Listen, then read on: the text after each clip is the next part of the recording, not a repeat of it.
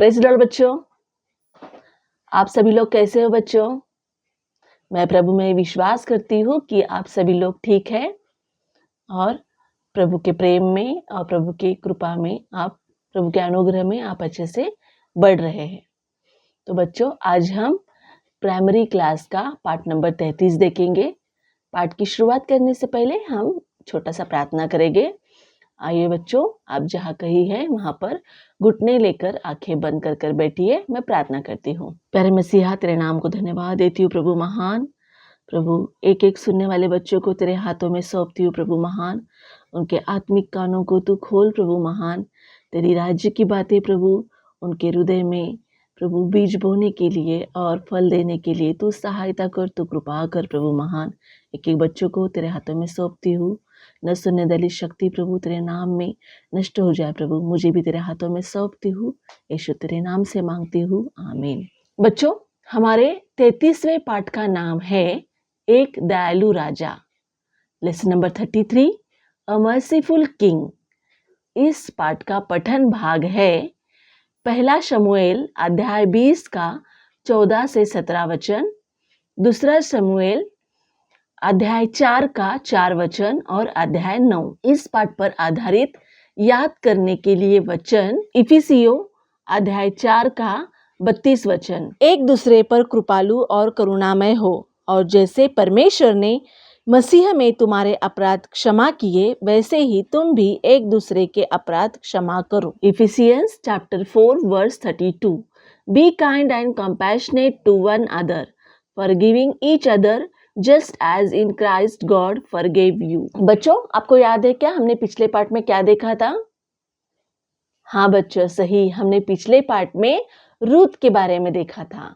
हमने देखा था किस प्रकार रूत एक मोआबी स्त्री रहते समय उसने दुख कष्ट सहते हुए और अपने भविष्य के बारे में चिंता छोड़कर वह अपने सास के साथ अपना देश छोड़कर अपने सास के देश में चली गई।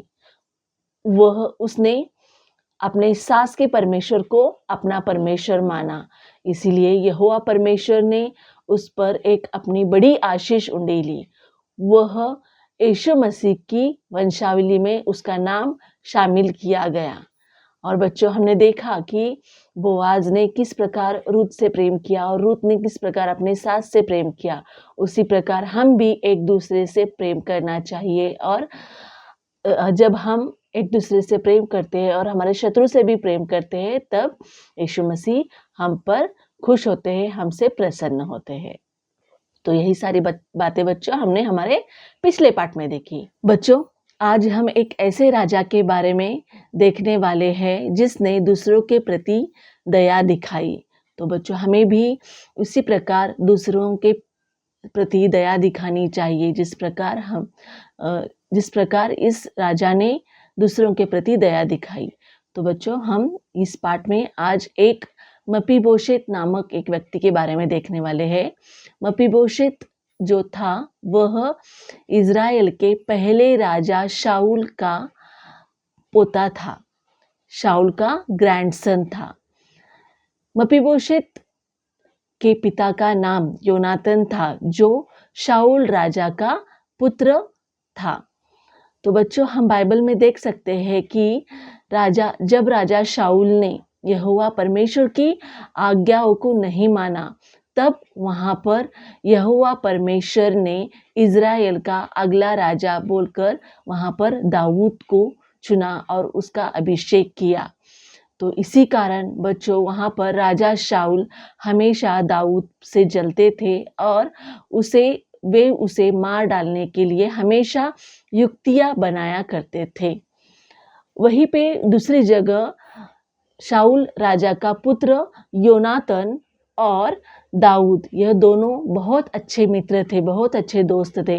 उनके बीच में बहुत ही प्रेम था और योनातन राजा दाऊद से बहुत ही प्रेम किया करते थे। इसीलिए वे हमेशा अपने पिता जो भी बुरी युक्तियाँ राजा दाऊद के लिए क्या करते थे, वे सारी युक्तियाँ वहाँ पर योनातन राजा दाऊद को बताया करते थे और इसी प्रकार उनके प्राणों को वे वहाँ पर बचाते थे। उन दिनों राजा शाऊल और योनातन दोनों भी यह जानते थे कि एक दिन दाऊद इज़राइल का राजा वही बनेंगे। तो बच्चों, वहाँ पर यह योनातन और शाऊल यह जानते थे और इसीलिए बच्चों वहाँ पर योनातन ने वहाँ पर दाऊद से वहाँ पर एक वाचा बांधी, एक प्रॉमिस किया कि जब भी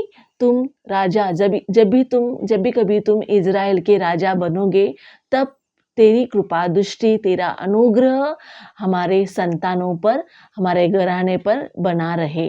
तो बच्चों, इस प्रकार वहाँ पर दोनों ने आपस में वहाँ पर एक वाचा बांधी, एक प्रॉमिस किया। फिर वहाँ पर कुछ दिन बीतने के बाद राजा शाऊल और योनातन का वहाँ पर पलिश्तियों के साथ युद्ध जब हुआ था, तब उस युद्ध में ये दोनों भी, राजा शाऊल भी और योनातन भी, ये दोनों भी मारे गए। और उसके बाद वहाँ पर शाऊल के घराने में और दाऊद के घराने में वहाँ पे बहुत से लड़ाइयाँ हुई, बहुत से युद्ध हुए।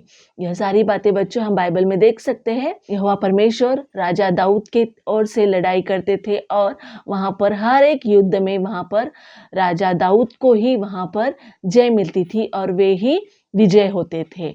और इस कारण वहाँ पर शाऊल राजा का घराना जो था, उसके घर के जो भी लोग थे, वे सभी लोग वहाँ पर दाऊद के घराने से वहाँ पर डरने लगे और वे डर कर वहाँ से भागकर दूसरी जगह जाकर रहने लगे। उन दिनों वहाँ पर योनातन का एक छोटा 5 साल का लड़का था, जिसका नाम था मपीबोशेत। जब वह 5 साल का था तो उसकी देखरेख वहाँ पर उसकी दाई, जो देखरेख करने के लिए स्त्री होती है, तो वह दाई वहाँ पर उसकी देखरेख करती थी।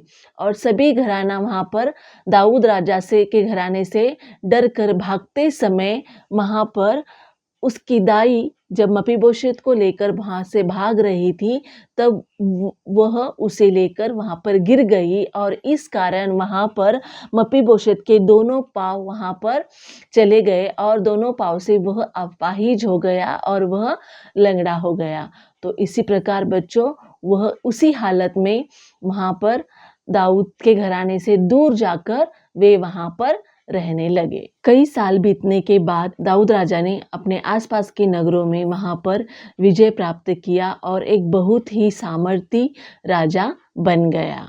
और बच्चों, अपने राज्य में शांति और विश्राम देने के लिए वहाँ पर राजा दाऊद ने यहोवा परमेश्वर का धन्यवाद दिया।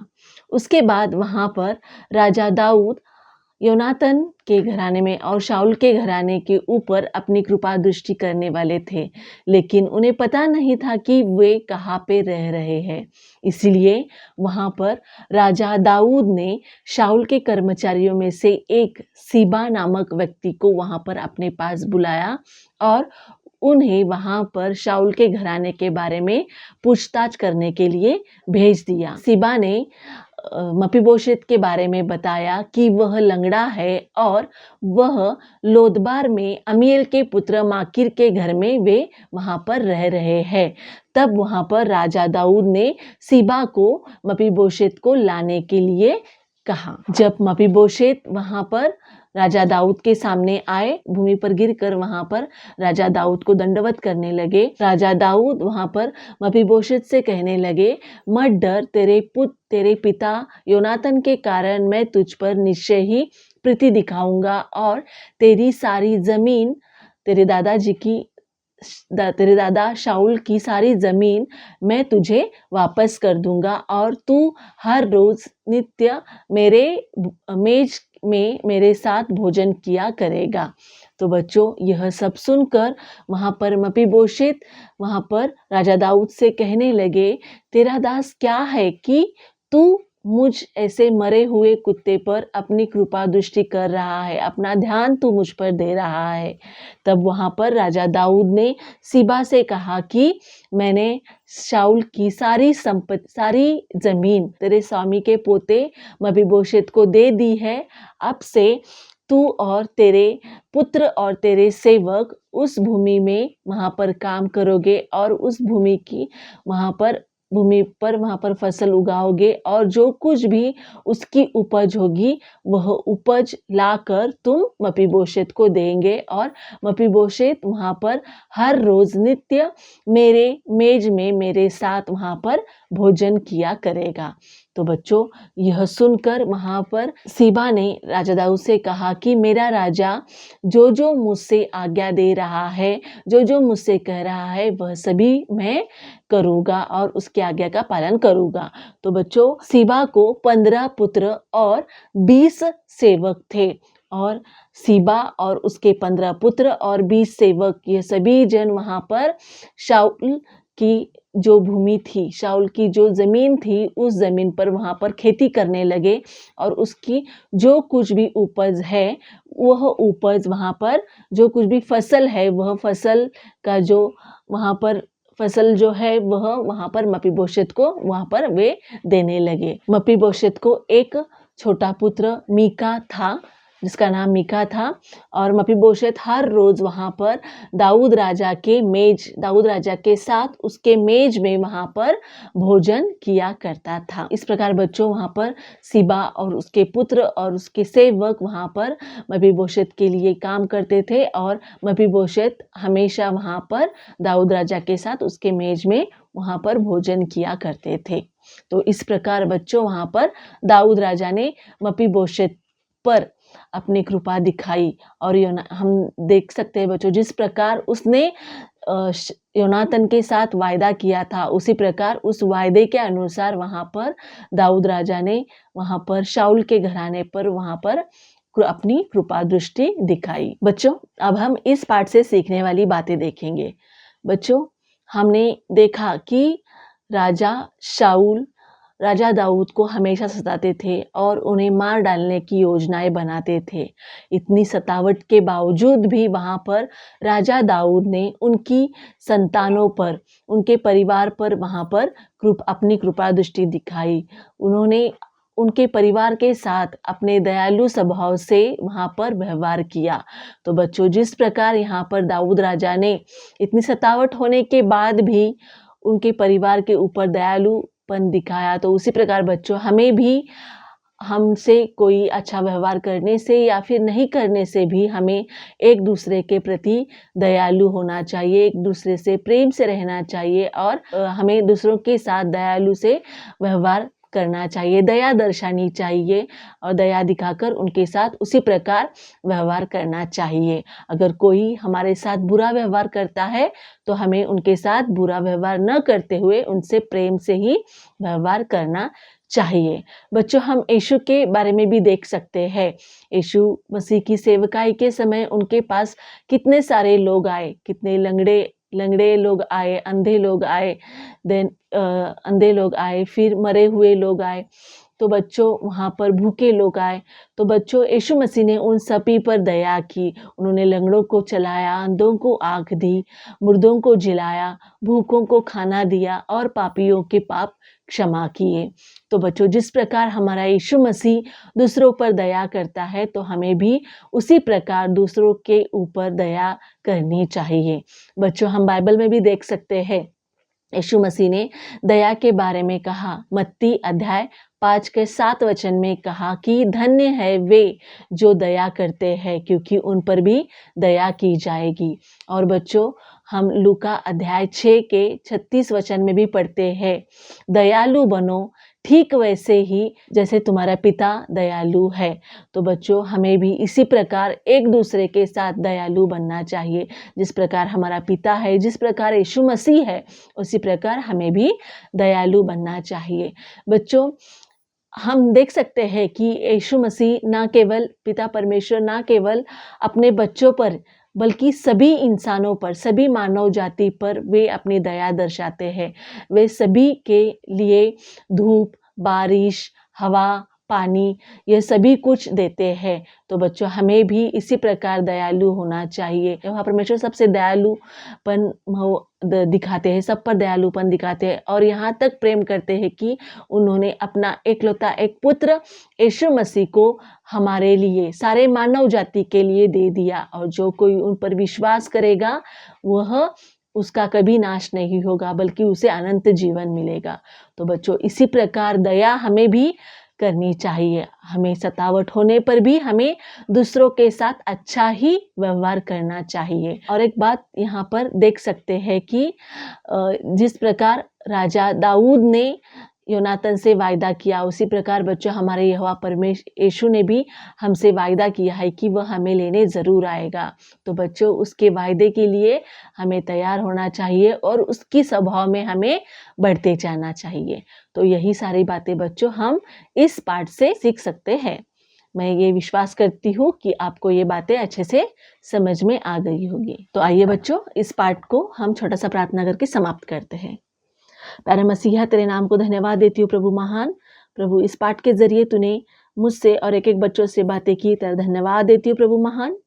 प्रभु, जिस प्रकार दावीद राजा ने अपनी प्रजा पर और मफीबोशेत के ऊपर दयालुपन दिखाया प्रभु, प्रेम दिखाया प्रभु, उसी प्रकार प्रभु हम भी एक दूसरे से प्रेम से रहने के लिए, दया दर्शाने के लिए, दया दिखाने के लिए और प्रभु दया से रहने के लिए तू सहायता कर, कृपा कर। हमें सतावट आने पर भी, हमें दूसरे जन अच्छा व्यवहार न करने पर भी हम एक दूसरे से अच्छा ही, प्रेम से ही व्यवहार करने के लिए, दया ही करने के लिए तू सहायता कर, कृपा कर। ये सभी मांगे अपने उद्धारकर्ता यीशु मसीह के मीठे मधुर नाम से मांगती हूँ, आमीन।